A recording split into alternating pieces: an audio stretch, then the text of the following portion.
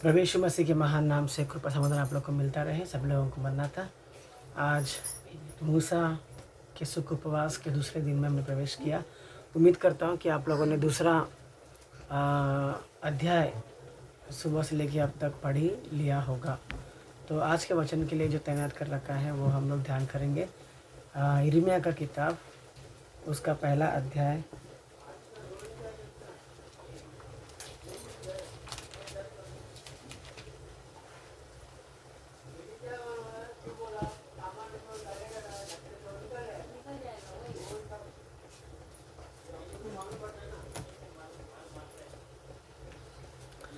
यिर्मयाह का किताब उसका पहला अध्याय उसका 5वां वचन मैं पढ़ता हूँ। गर्भ से रचने से पहले ही मैंने तुझ पर चित्त लगाया और उत्पन्न होने से पहले ही मैंने तेरा अभिषेक किया। मैंने तुझे जातियों की भविष्यद्वक्ता ठहराया। हमें प्रार्थना करेंगे। प्यारे प्रभु जी, मैं धन्यवाद करता हूँ पिता इस समय के लिए। प्रभु जी, मुझ निर्बुद्धि निर्ज्ञानी को अपने सलीम से छिपा कर अपने लोगों से धोकर तेरे बच्चों को, तेरे लोगों को प्रभु जी जो तेरे वचन की प्यासे हैं उन सभी की प्यास बुझा, और उन सभी के प्यास के लिए प्रभु तेरा वचन जो पानी है तू बन जा। यीशु मसीह के महान नाम से मैं मांग तो उसमें कबूल कर। आमीन। पिता पुत्र पवित्र आत्मा तेरे प्रभु की आशीष तुम पर, तुम्हारे परिवार, तुम्हारे काम काजों पर सदा सर्वदा बनता रहे। आमीन। प्रभु यीशु मसीह के महान कृपा से कल हम लोगों ने पहला दिन किस तरीके से मूसा यूस के लोग, उसके पहले के लोग, पहला अध्याय राजा फिरौन ने आदेश दिया था कि कोई लड़का हुआ तो नदी में फिकवा दो, ठीक है, और अगर लड़की हुई तो रहने दो, क्योंकि वो लोग उस देश के लोगों से इनकी संख्या बहुत ज़्यादा थी और वो लोग बहुत सामर्थ्य भी थे और पूरा देश इनसे यानी प्रभु के लोगों से उनका देश भर गया था, ना कि उनके खुद के निजी लोगों से। तो आज दूसरा अध्याय में लगभग दूसरे अध्याय में लगभग 50-60 या 70 साल की स्टोरी है। हाँ, दूसरे अध्याय में 40 से लेकर 60 या 70 साल तक का इस दूसरे अध्याय में स्टोरी है। तो दोस्तों, हम लोग 70 साल की स्टोरी एक 20 मिनट में, ठीक है, हम लोग सीख रहे हैं, हम लोग ध्यान कर रहे हैं। तो इसके लिए बड़े ध्यान से हम लोग सुनेंगे और हर छोटी छोटी बात को, हर बड़ी बड़ी बात को हम लोग इस पर ध्यान करेंगे। निर्गमन सबसे पहले लिखा है कि एक लेवी पुरुष जाकर एक लेवी गोत्र की वंश की स्त्री को विवाह किया और फिर उनको एक लड़का हुआ और वो लड़का बहुत सुंदर था। तो उसकी माँ ने उसे 3 मिनट तक छुपा सकी, ठीक है। उसके बाद वो छुपा नहीं सकी उसको, इसके लिए उसने क्या किया, एक बास्केट बनाई और उसको मिट्टी अच्छे से उस लिपेट कर, ताकि वो पानी में न डूबे, और उस टोकरी को पानी में डाल दिया। और उस टोकरी जैसे पीछे पीछे उसकी बड़ी बहन, उसका नाम मिरियाम है, मिरियाम देखती थी कि उसके क्या संभव होगा। तो आखिर में वो जो टोकरी था वो उधर ही गया जिनका वंश ने यह आदेश निकाला था कि लड़का है तो जन्मने का नहीं, और प्रभु का जिद लड़का ही जन्मा और मरा भी नहीं, और गया तो गया उनके ही घर में गया जिस घर में उन लोग के लिए नफरत है, मार डालने का आदेश है। ये विचित्र न्याय केवल परमेश्वर ही कर सकता है, इंसान नहीं कर सकता। दोस्तों, उधर ही गया, फिरौन की बेटी को मिला और फिरौन की बेटी को जब उसने निकाला पानी टोकरी में से, उसको उसकी बहन देखते बेटी तब और उसकी बहन चुप थी, हाँ, सिर्फ देख रही थी वो। जब उसकी बहन जब जब फिरौन की बेटी ने कहा, अरे ये तो इब्रियों का बेटा लगता है, तब उसकी मूसा की बहन गई, तब उसने मुंह खोला, क्या आपकी आज्ञा हो तो मैं इब्रियों की स्त्री में से इससे दादी बन किसी दाई को मैं लेकर आऊं। तो उसने बोला हाँ ठीक है लेकर आओ। तो वो गई और खुद की माँ को लेकर आई और उस माँ ने उसे पाल पोस के बड़ा किया। ये होती है मसीह लोगों की पहचान। नीति वचन में लिखा है, आप लोगों को मालूम है एक बात, कि बात करना चांदी के समान है, बात करना चांदी के समान है, परंतु मौन रहना सोने के समान है। फिर मुझे बोलो, चांदी मूल्यवान है या सोना?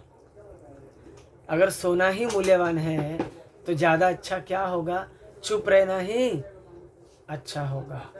तो मूसा की बहन मिरियाम ने तब तक चुप थी वो, जब तक फिरौन की बेटी खुद मुंह खोली और बोली ये तो इब्रियों के वंश का बेटा लगता है। तब उसने मुंह खोला। ये नहीं बोला कि ये मेरा भाई है, ये नहीं बोला कि हम लोग के घर में ही पैदा हो गया था, 3 महीना हमने संभाल के रखा था। नहीं, एकदम चुप्पी, यानी उसने चुप रहकर परमेश्वर की इच्छा उसने पूरा किया। हम जब भी चुप रहेंगे ना दोस्तों, हमें ना प्रभु की इच्छा पूरी करते हैं। हाँ, ज़्यादातर हम लोग को चुप रहने का है।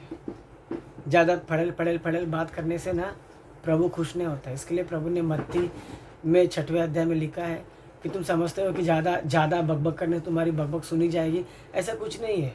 तुम सीधा प्रार्थना करो, अच्छे से प्रार्थना करो कर। तो ऐसे लोग होते हैं जो सोचते हैं कि ज़्यादा बोलेंगे तो जल्दी सुनेगा अपना।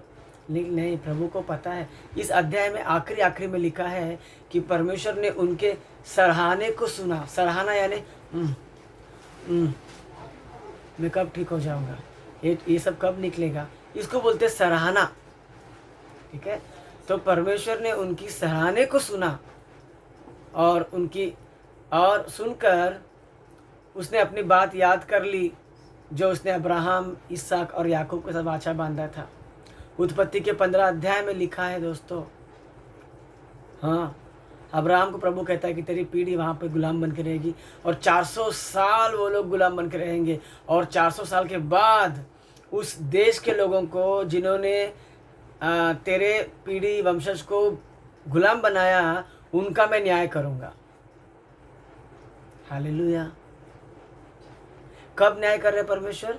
400 साल के बाद।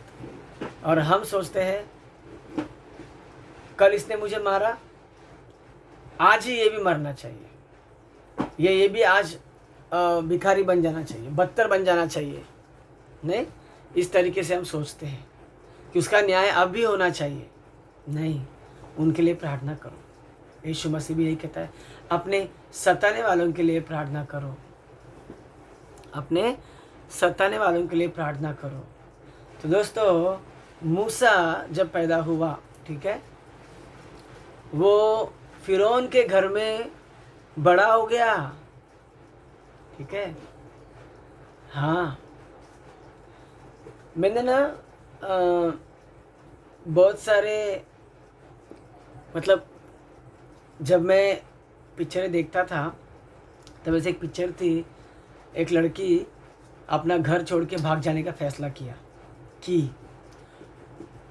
तो वो लड़की जो है अपना सामान वगैरह लेके थोड़े दिन चिट्ठी लिख के रखी कि मैं घर से भाग जा रही हूँ, मुझे ढूंढो मत करके। और चिट्ठी रखकर तुरंत वो क्या की पता है, रात को अपने ही घर के छत पे चली गई। और रात को ही चिट्ठी मिली उनके माँ बाप को, वो चिट्ठी पढ़े कि मैं भाग जा रही हूँ करके। तो किसी ने देखा वो चिट्ठी लिखते वक्त, कि अब भी लिखी चिट्ठी करके, उसके सारे घर वाले घर छोड़ के बाहर नाके पे, नुक्कड़ पे, बस स्टैंड पे, हाँ, रेलवे स्टेशन पे, सब जगह ढूंढा, लेकिन अपने खुद के घर में छत के ऊपर नहीं ढूंढा। जब सब लोग चले गए, यहाँ वहाँ बिखर गए, आराम से वो छत पे से निकल गई, अपना अलग रास्ता पकड़ के वो चली गई। तो ये तो दोस्तों, जिस घर के राजा ने ये आदेश निकाला कि इब्रियों का बच्चा अगर डिलीवरी होते होते तुमको मालूम पड़े कि लड़का है तो उधर ही मार दो। एक तो वहाँ से बच गया, क्योंकि कल मैंने बताया था आपको कि वो दाइयों ने परमेश्वर का भय मानते थे, इसके लिए प्रभु उनका घर बसाया था। ठीक है, वहाँ से प्रभु ने बचाया। कहाँ से?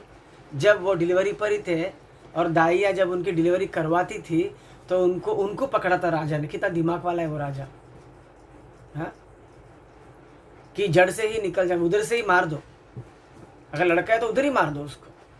लेकिन वो दाइयाँ प्रभु की भय मानती थी, इसके लिए उन्होंने राजा को, हाँ, बोल दिया कि वो स्त्री हमारी जैसा नहीं है बाबा, वो बहुत चालाक होती है, वो हमारे पोषने के पहले ही वो बच्चा जन्म दे देती है बच्चे को।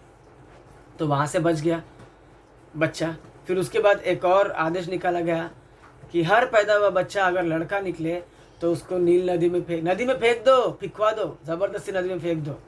सोचो वो दिन, वो हाल, वो नदी कितनों को लेके डूबा, वो पानी कितनों का जीवन नष्ट किया होगा, नहीं?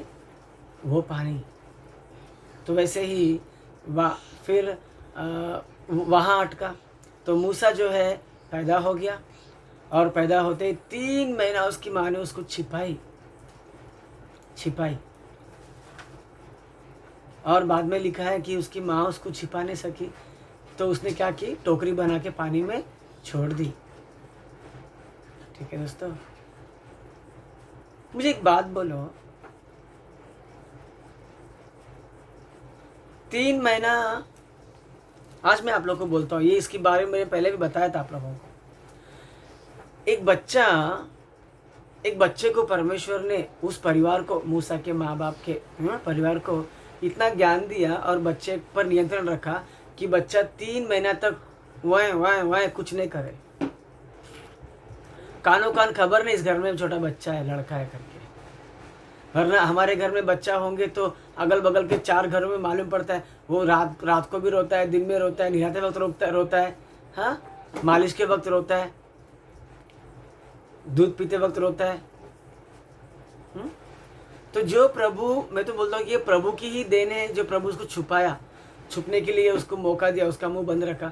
तो क्या जो प्रभु 3 महीना बच्चे को संभाला बिना आवाज किए, वो प्रभु क्या और 3 महीना 4 महीना प्रभु संभाल नहीं सकता?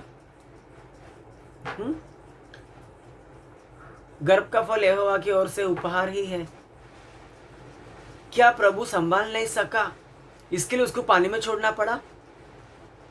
क्या हमारा प्रभु के लिए कुछ असंभव है?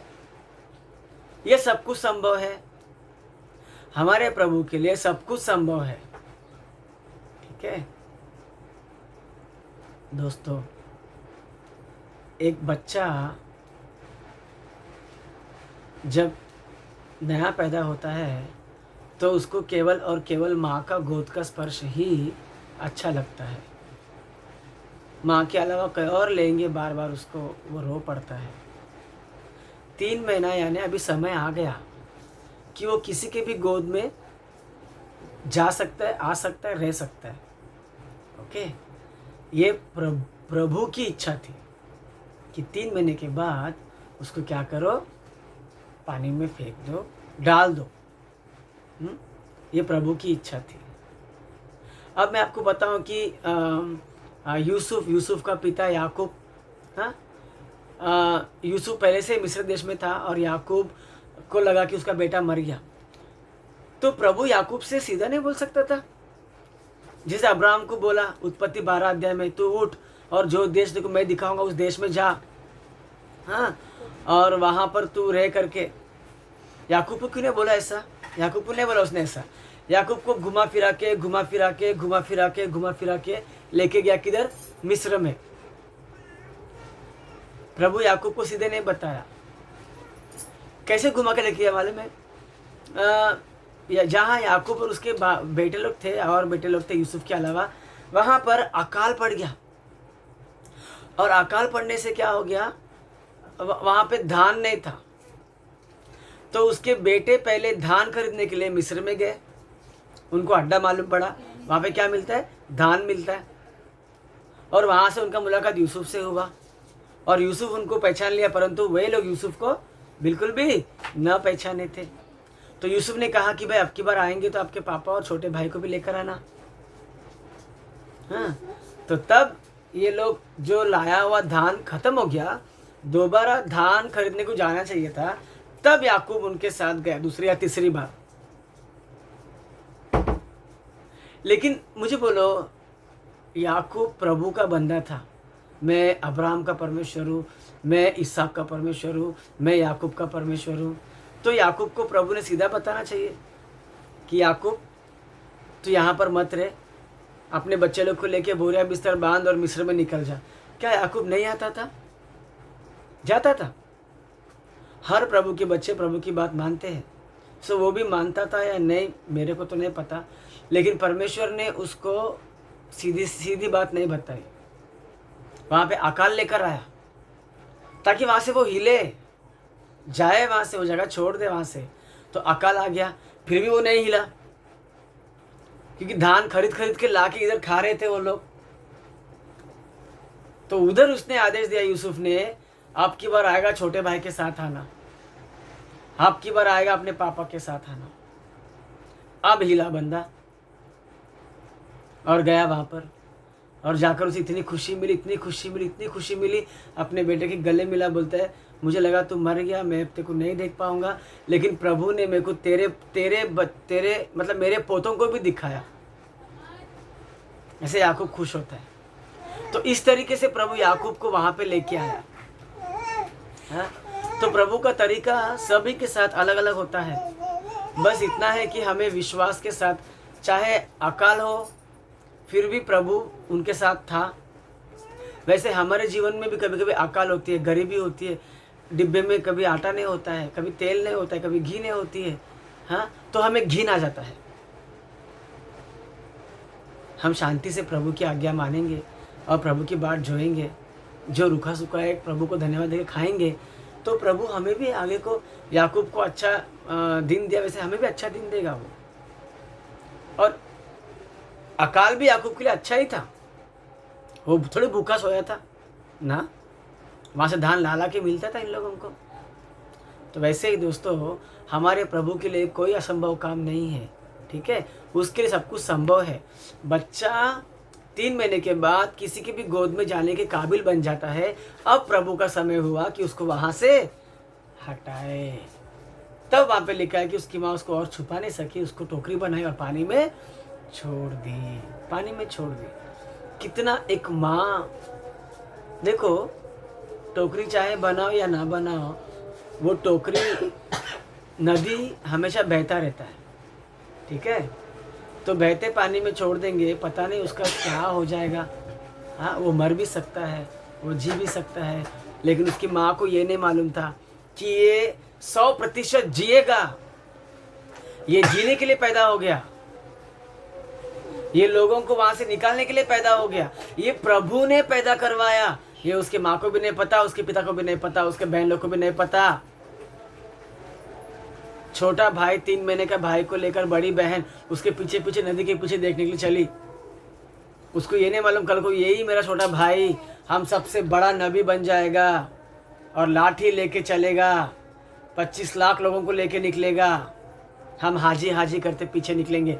उसको नहीं मालूम था, केवल प्रभु को पता है। इसके लिए हम इर्मिया का किताब 1 अध्याय 5वां वचन पढ़ा। तू गर्भ में रचने से पहले, यानी गर्भ में क्या होती है? रचना। आप सबको हिंदी मुझसे भी अच्छी आती है, मुझे मालूम है। रचना क्या है? आप लोग इधर इमेजिन कर लो, सोच लो। रचना, रचाना,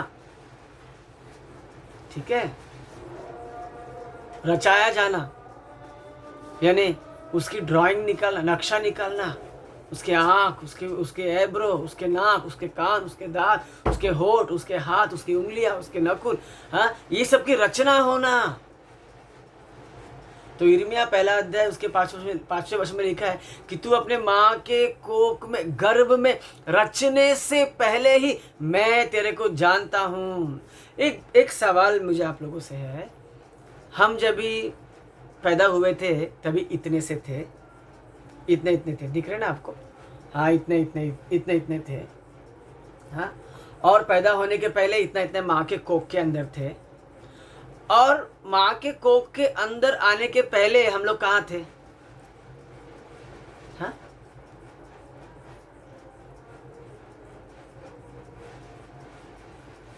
क्या हम थे तभी? क्या हम तभी नहीं थे? हम थे। कहाँ थे पता है? परमेश्वर के योजना में थे।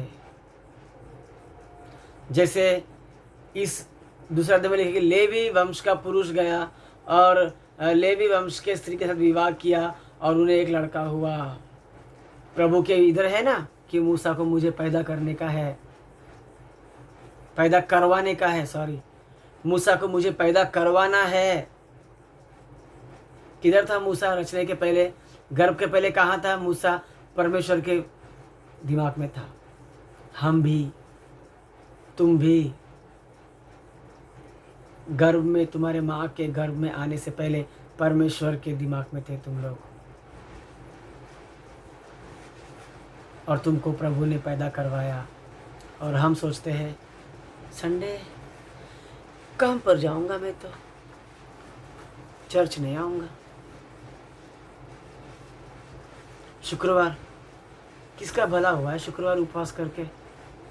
मेरे घर में सब लोग उपवास रहती है, मेरी घरवाली रहती है, मैं नहीं रहता हूँ उपवास।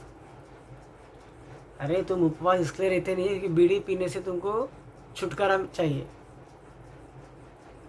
क्योंकि बिना बीड़ी पिए नहीं रह सकते हैं। हाँ? लेकिन प्रभु तुमको जानता है। तो वैसे ही दोस्तों, मूसा का जन्म एक बहुत बड़े उद्देश्य के लिए हुआ है। वैसे ही हम भी अगर प्रभु के दिमाग में थे, और आज भी है, आज भी है, तो हमारा भी जन्म एक किसी मुद्दे के लिए हुआ है। उसको जानना चाहिए, उसको पहचानना चाहिए। वो अपने माँ बाप को भी नहीं मालूम, वो तुमको भी नहीं मालूम। एक बात बताऊं, ये चैप्टर बहुत बड़ा है, बहुत सारा मिस हो रहा है इसके अंदर, मतलब छूट जा रहा है। अभी ठीक है, मूसा पैदा हो गया प्रभु के मदद से, प्रभु के चमत्कार से। उसी घर में जाके पला बड़ा, जिस घर से उस राजा ने मौत आदेश दिया था, उसके सामने बढ़ रहा है वो, उसका दुश्मन। इसराइली हमसे भी ज्यादा सामर्थ्य बड़ा है, लोगों को मार डालो, उनके बच्चे लोग को मार डालो, उसी घर में बड़ा हो रहा है वो। और वो 40 साल वहां पर बड़ा हुआ। कितने साल? 40 साल। उसके बाद उसको अब खुद को मालूम पड़ा कि मैं इन लोगों का नहीं हूं, नहीं। तो वो बाहर आ गया, बाहर आ गया। उसने देखा कि एक मिस्री एक इस्राएली को मार रहा था, एक मिस्री एक इस्राएली को मार रहा था, और उसका खून खोल गया। ये मेरे भाई बंधु को मार रहा है, और उस मिस्री को मारा उसने, और किसमें? मिट्टी में दफना दिया उसने। उसका इतना खून खोल, यानी उसको इतना खबर है कि मैं ये लोगों का नहीं हूं। अय्याशी ठुकरा दिया। मिस्र देश का राजा का घराना, यानी इस जमाने का प्रधानमंत्री मोदी जी का घर कितने बड़ा, और कितने खजाना, और कितने अय्याश, मतलब कितने, बहुत ढेर सारा, कोई कमी नहीं है वहाँ पर। वैसा घर वो फिरौन का था मूसा के लिए। ऐसे घर को छोड़ दी, ठुकरा दिया।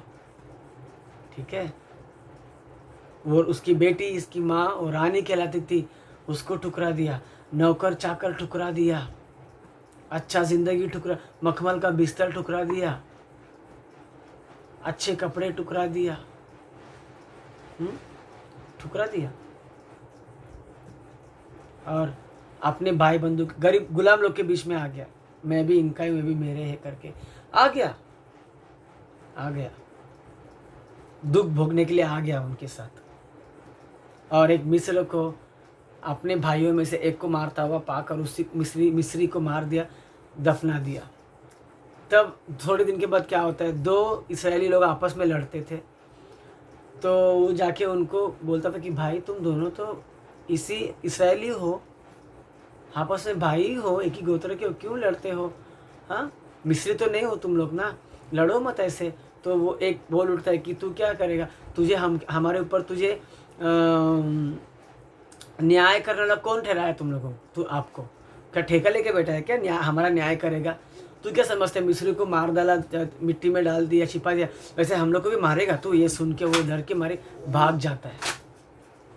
सोचते अवश्य इनको मालूम पड़ गया, बाप रे, को भाग जाता है। और भाग के वो सीधा भाग के कहाँ रुकता है मालूम है क्या? वो एक गांव जाता है, मिद्यान देश को जाता है, मिद्यान देश को जाता है। और वो देश में जाके कहाँ छुपा मालूम है? वो छुपा नहीं, रुका। कहाँ रुका पता है? वो कुएं के पास। कुएं में क्या होता है? पानी।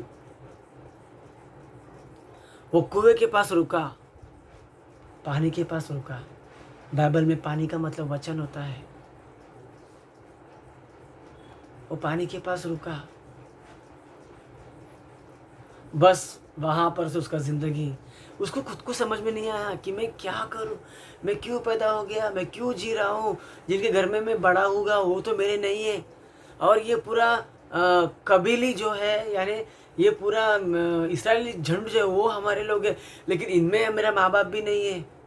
हाँ, तो मेरा ज़िंदगी क्या है, मैं क्या जीऊँ, मैं क्या करूँ? उसको खुद को समझ में नहीं आया, चला गया। और ऊपर से एक को मार भी दिया था, भाग गया डर के मारे, और जाके कहाँ छुपा? कुएं के पास, पानी के पास।